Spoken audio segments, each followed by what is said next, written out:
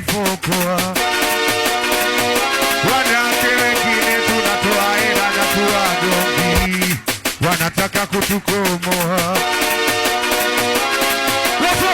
Wanawake wengine ukiwaoa meleta shetani nyumbani kwako.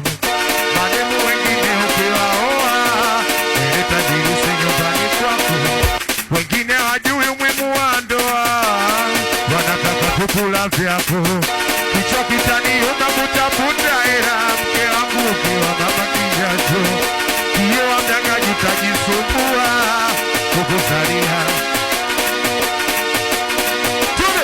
Siku hizi hawapendi mume mmoja, wawili ndo fashion. Weka vile vile wanangu unaleta soda mwetu analeta lotion. Siku hizi haina noma wanaume kuishi kwa mwanamke.